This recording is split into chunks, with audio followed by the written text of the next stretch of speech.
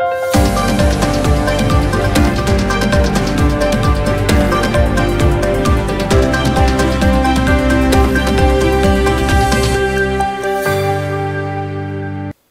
मी Priyanka. Shankhnath news चॅनलच्या मराठी बातमीपत्रात आपलं स्वागत करते. पाहुयात आजच्या काही मुख्य बातम्या. चंद्रपूरच्या ओबीसी कार्यकर्त्यांच्या वतीने आयोजित ओबीसी जनगणना संकल्प यात्रा चंद्रपुरात पोहोचली. 7 जिल्ह्यांमध्ये जनजागृती करून यात्रेचे शहरात आगमन झाले. या निमित्ताने वडगाव फाटा ते दीक्षाभूमीपर्यंत पैदल मार्च काढण्यात आला.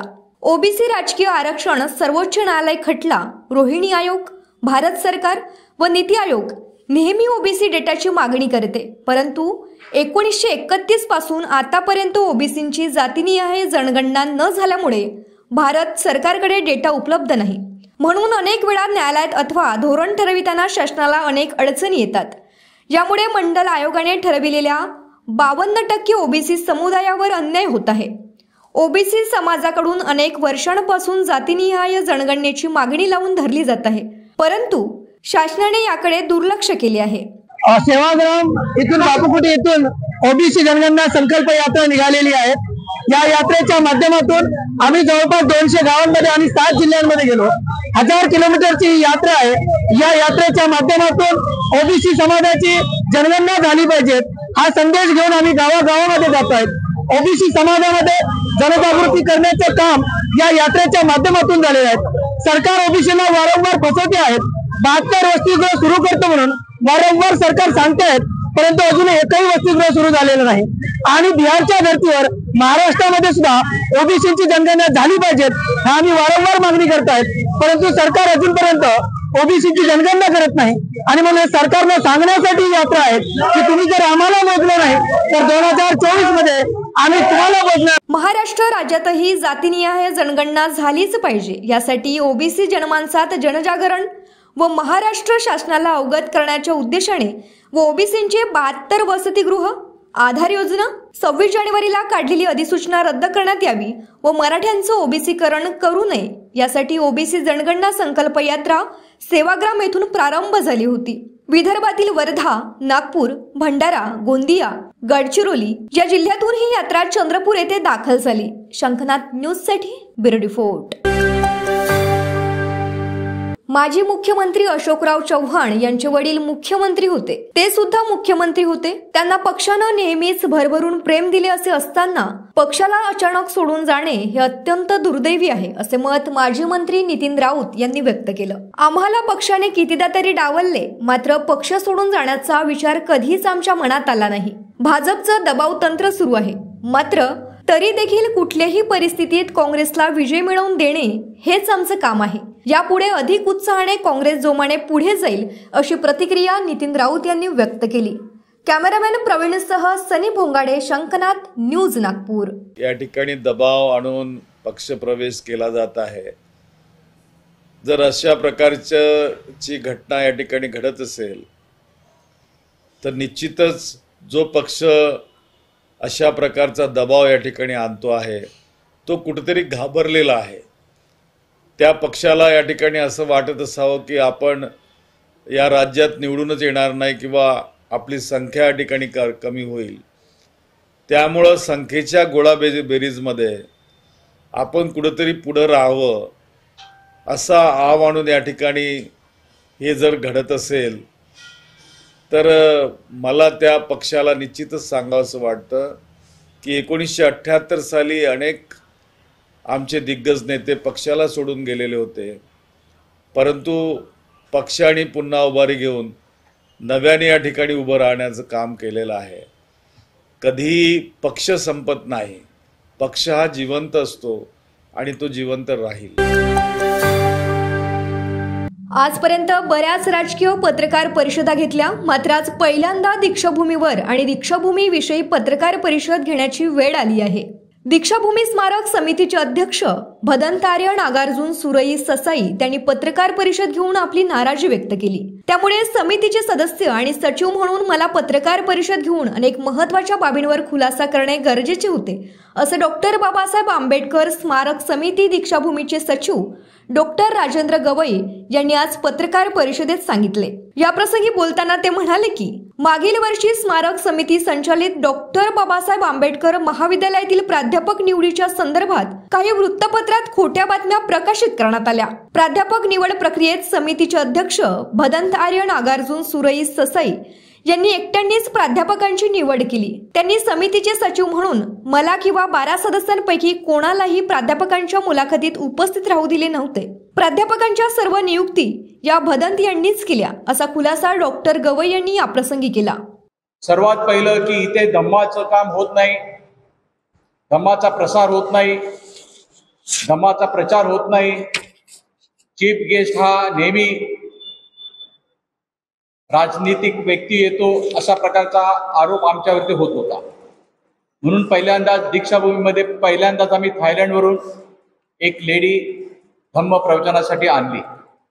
आदरणीय भंतेजींचा त्यांना विरोध होता, कोणीतरी दुसरं नाव त्यांनी आणलं, ते सुद्धा आणलं नाही। पहिली नाराजगी तिथे झाली। मी म्हटलं तुमचाही धम्मगुरू येऊ शकतो, आमचाही धम्मगुरू येऊ शकतो। पण बरं झालं आम्ही आमचा धम्मगुरू जी काही लेडीज होती अनहिता ती पहिलेच आणून ठेवली होती, तिथे पहिली आमची नाराजगी झाली। दुसरी गोष्ट आमच्यावरती अशा प्रकारची सुद्धा तक्रार होती की या दीक्षाभूमीच्या आवारामध्ये धम्माच्या कामच्या ऐवजी इथे क्रिकेट शिकवण्याचं काम होत आहे। आम्ही त्याच्या खोलात गेलो। डॉक्टर आंबेडकर स्पोर्ट्स अकॅडमी म्हणून तिथे सुरू असल्याचं आम्हाला कळलं। ही अकॅडमी बंद करण्याचा सगळ्या इथे असलेल्या ट्रस्टीने आमच्यानी घेतला। तत्कालीन सचिव सुधीर फुलझेले आणि भंते यांनी विरोध केला आणि रागारागानं त्यांनी राजीनामा दिला। राजीनामा दिल्यानंतर भंतेनी म्हणाला की भंते म्हणाले त्या मीटिंगमध्ये की यांना राजीनामा मागे घेण्याची आपण 3 दिवसाची अवधी देऊ। 3 दिवसाची अवधी दिली। आम्ही प्रत्यक्ष सुधीर फुलझेलेंच्या घरी गेलो, राजीनामा मागण्यासाठी आम्ही सगळे ट्रस्टी गेलो आलटून पालटून। तिसऱ्या दिवशी ते आले नाही। शेवटी ही डॉक्टर बाबासाहेब आंबेडकर स्मारक समिती बिन सचिवच्या शिवाय आम्ही ठेवू शकत नव्हतो, म्हणून माझी सचिवपदी नियुक्ती झाली। डॉक्टर बाबासाहेब आंबेडकर स्मारक समिती दीक्षाभूमीचे एकूण 13 सदस्य हे समितीमध्ये असून एक जागा ही रिक्त आहे।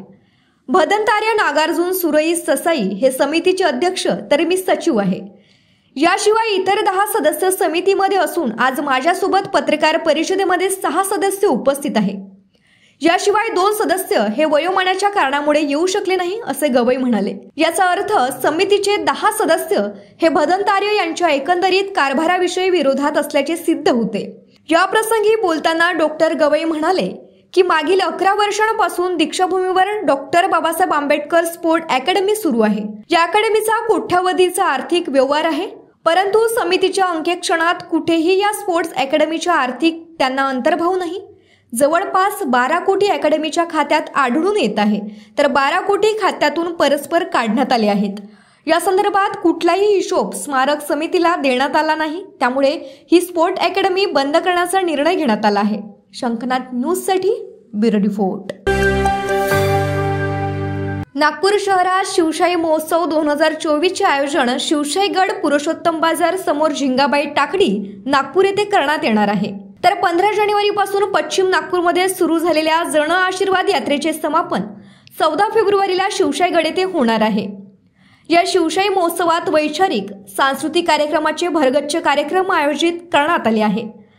14 फेब्रुवारीला शिवशाही मिरवणूक काढण्यात येणार आहे, तर 15 तारखेला सद्भावना दिन साजरा होणार असून प्रसिद्ध शिव व्याख्याते नितीन बानुगडे पाटील शिवचरित्रेवर व्याख्यान देणार असून शिवशाहीर सुरेश जाधव, छत्रपती संभाजीनगर यांचे शिव पोवाडे यांचा कार्यक्रम आयोजित करण्यात आला आहे। पुरुषोत्तम बाजार च्या समोर झिंगाबाई टाकडीला आहे आणि 14 फेब्रुवारी ते 19 फेब्रुवारी पर्यंत हा महोत्सव आहे। 19 फेब्रुवारी म्हणजे छत्रपती शिवाजी महाराजांची जयंती ही उत्साहात साजरी करून ह्या सोहळ्याचा समारोप होईल। या कार्यक्रमामध्ये सगळे वेगवेगळे कार्यक्रम आहेत, चांगले स्पीचेस आहेत, चांगले ओरेटर्स आम्ही इथं बोललेले म्हणजे नितीन बानकुडे पाटील सारखे, डॉक्टर शिवरत्न शेट्टी सारखे आम्ही ओरेटर बोललेलो आहे।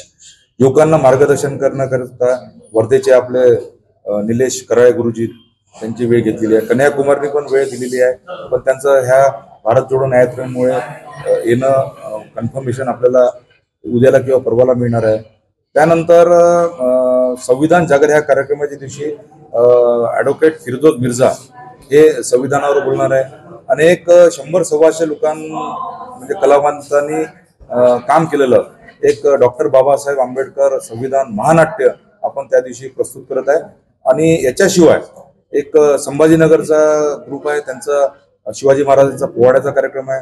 पुरुषोत्तम महाराज हे कीर्तनाचा कार्यक्रम करणार आहे. त्या कीर्तनामध्ये या महाराष्ट्रातल्या ज्या स्त्री शक्ती आहे त्यांना अनुसरून हा सगळा संगीतमय कार्यक्रम होणार आहे. असे वेगवेगळे साईराम अय्यर हा एक अतिशय युवकांमध्ये ज्याचं फॉलोईंग आहे, अशा कलाकारांचा आपण एक जो आपला युवक दिन आहे त्या दिवशी आपण त्याचा कार्यक्रम घेतलेला आहे. महिला दिवस जो आम्ही साजरा करणार त्यामध्ये नागपूरच्या 5 महिला ज्या वेगवेगळ्या क्षेत्रात त्यांनी उंच भरारी घेतली आहे त्यांचा आम्ही सत्कार तिथे करणार आहे. आणि ह्या नागपूरच्या डेप्टी सुप्रिटेंडेंट आहे दीपाली आगे ह्या त्या कार्यक्रमाला अध्यक्ष म्हणून लाभणार आहे. 15 तारखेला ह्या समारोपाचं उद्घाटन आदरणीय माजी मंत्री सुनील भाऊ केदार करणार आहे. याचं समारोप जे आहे हे समारोप याचं ह्या महाराष्ट्राचे माजी मंत्री आपले माजी पालकमंत्री शिवाजीराव मोघे या कार्यक्रमाचा समारोप करणार. 16 फेब्रुवारीला युवा दिन साजरा होणार असून युवा रत्न पुरस्काराचे वितरण सोहळा संपन्न होईल. यावेळी प्रसिद्ध व्याख्यानकर्ते प्राध्यापक नितेश कराळे यांचे व्याख्यान असून प्रसिद्ध गायक साईराम अय्यर यांच्या दिल हे हिंदुस्तानी या संगीत रजनीचे आयोजन करण्यात आले आहे. 17 तारखेला संविधान जागर दिनानिमित्त प्रसिद्ध अधिवक्ता डॉक्टर फिरोज मिर्झा हे संविधानावर आपले विचार मांडतील, तर आधुनिक तंत्रज्ञानाने परिपूर्ण आणि 120 कलावंत असलेले महानाट्य संविधानाचे सादरीकरण सादर होईल. 18 फेब्रुवारीला स्त्री शक्ती संवेदना दिनानिमित्त स्त्री शक्ती सन्मान पुरस्कार वितरण सोहळा संपन्न होणार असून सुरेश भट गझल मंच पुणे मराठी उर्दू गझलांचा मुशायरा गझलधारा पेश करतील. सायंकाळी आवाजाचे जादूगार म्हणून प्रसिद्ध असलेले हरिभक्त परायण पुरुषोत्तम महाराज यांचे कीर्तन आयोजित करण्यात आले आहे. 19 फेब्रुवारीला शिवजयंतीनिमित्त प्रसिद्ध व्याख्यानकर्ते डॉक्टर शिवरत्न शेंटे शिवशम पितापुत्रांचे अविस्मरणीय भवबंध या विषयावर व्याख्यान देणार असून महाराष्ट्रातील संतांच्या विचारांवर आधारित गरजा महाराष्ट्र माझा या संगीत नाट्य सांस्कृतिक कार्यक्रमाचे आयोजन करण्यात आले आहे. तरी जनतेने या महोत्सवात सहभागी होऊन छत्रपती शिवाजी महाराज, संतश्रेष्ठ तुकाराम महाराज, महात्मा फुले, गाडगे महाराज, डॉक्टर बाबासाहेब आंबेडकर, राष्ट्रसंत तुकडोजी महाराज, डॉक्टर पंजाबराव देशमुख, मौलाना आझाद, बिरसा मुंडा, लोकशाहीर अण्णाभाऊ साठे, उस्ताद लहुजी साळवे, डॉक्टर APJ अब्दुल कलाम यांच्या विचारांचा जागर करावा असे आवाहन शिवशाही महोत्सवाचे आयोजक नरेंद्र जिचकर यांनी केले आहे. कॅमेरामॅन प्रवीणसह सनी भोंगाडे, शंखनाथ न्यूज नागपूर. नागपूर शहरात शिवशाही महोत्सव 2024चे आयोजन शिवशाहीगड पुरुषोत्तम बाजार समोर झिंगाबाई टाकडी नागपूर येथे करण्यात येणार आहे. तर 15 जानेवारीपासून पश्चिम नागपूरमध्ये सुरू झालेल्या जन आशीर्वाद यात्रेचे समापन 14 फेब्रुवारीला शिवशाहीगड येथे होणार आहे. या शिवशाही महोत्सवात वैचारिक सांस्कृतिक कार्यक्रमाचे भरगच्च कार्यक्रम आयोजित करण्यात आले आहे. 14 फेब्रुवारीला शिवशाही मिरवणूक काढण्यात येणार आहे. तर 15 तारखेला सद्भावना दिन साजरा होणार असून प्रसिद्ध शिव व्याख्याते नितीन बानुगडे पाटील शिवचरित्रेवर व्याख्यान देणार असून शिवशाहीर सुरेश जाधव, छत्रपती संभाजीनगर यांचे शिव पोवाडे यांचा कार्यक्रम आयोजित करण्यात आला आहे. पुरुषोत्तम बाजार च्या समोर झिंगाबाई टाकळीला आहे आणि 14 फेब्रुवारी ते 19 फेब्रुवारी पर्यंत हा महोत्सव आहे. 19 फेब्रुवारी म्हणजे छत्रपती शिवाजी महाराजांची जयंती ही उत्साहात साजरी करून ह्या सोहळ्याचा समारोप होईल. या कार्यक्रमामध्ये सगळे वेगवेगळे कार्यक्रम आहेत, चांगले स्पीचेस आहेत, चांगले ओरेटर्स आम्ही इथं बोललेले म्हणजे नितीन बालगुडे पाटील सारखे, डॉक्टर शिवरत्न शेटे सारखे आम्ही ओरेटर बोललेलो आहे. युवकांना मार्गदर्शन करण्याकरता वर्धेचे आपले निलेश कराळे गुरुजी त्यांची वेळ घेतलेली आहे. कन्याकुमारीने पण वेळ दिलेली आहे, पण त्यांचं ह्या भारत जोडो न्यायालयामुळे येणं कन्फर्मेशन आपल्याला उद्याला किंवा परवाला मिळणार आहे. त्यानंतर संविधान जागर ह्या कार्यक्रमाच्या दिवशी ॲडव्होकेट फिरोज मिर्झा हे संविधानावर बोलणार आहे.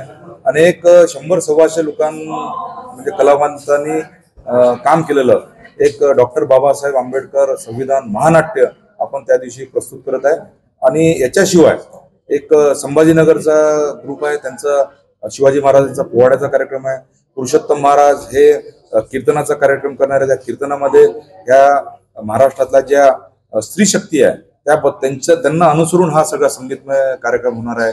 असे वेगवेगळे साईराम अय्यर हा एक अतिशय युवकांमध्ये ज्याचं फॉलोईंग आहे, अशा कलाकारांचा आपण एक जो आपला युवक दिन आहे त्या दिवशी आपण त्याचा कार्यक्रम घेतलेला आहे. महिला दिवस जो आम्ही साजरा करणार त्यामध्ये नागपूरच्या 5 महिला ज्या वेगवेगळ्या क्षेत्रात त्यांनी उंच भरारी घेतली आहे त्यांचा आम्ही सत्कार तिथे करणार आहे. आणि ह्या नागपूरच्या डेप्टी सुप्रिटेंडेंट आहे दीपाली आगे ह्या त्या कार्यक्रमाला अध्यक्ष म्हणून लाभणार आहे. 15 तारखेला ह्या समारोपाचं उद्घाटन आदरणीय माजी मंत्री सुनील भाऊ केदार करणार आहे.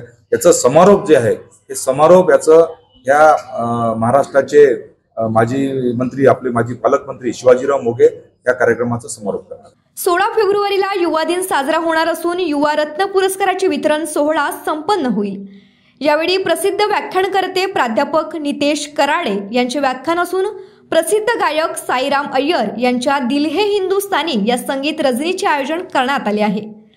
17 तारखेला संविधान जागर दिनानिमित्त प्रसिद्ध अधिवक्ता डॉक्टर फिरोज मिर्झा हे संविधानावर आपले विचार मांडतील, तर आधुनिक तंत्रज्ञानाने परिपूर्ण आणि 120 कलावंत असलेले महानाट्य संविधानाचे सादरीकरण सादर होईल. 18 फेब्रुवारीला स्त्री शक्ती संवेदना दिनानिमित्त स्त्री शक्ती सन्मान पुरस्कार वितरण सोहळा संपन्न होणार असून सुरेश भट गझल मंच पुणे मराठी उर्दू गझलांचा मुशायरा गझलधारा पेश करतील. सायंकाळी आवाजाचे जादूगार म्हणून प्रसिद्ध असलेले हरिभक्त परायण पुरुषोत्तम महाराज यांचे कीर्तन आयोजित करण्यात आले आहे. 19 फेब्रुवारीला शिवजयंतीनिमित्त प्रसिद्ध व्याख्यानकर्ते डॉक्टर शिवरत्न शेंटे शिवशम पितापुत्रांचे अविस्मरणीय भवबंध या विषयावर व्याख्यान देणार असून महाराष्ट्रातील संतांच्या विचारांवर आधारित गरजा महाराष्ट्र माझा या संगीत नाट्य सांस्कृतिक कार्यक्रमाचे आयोजन करण्यात आले आहे.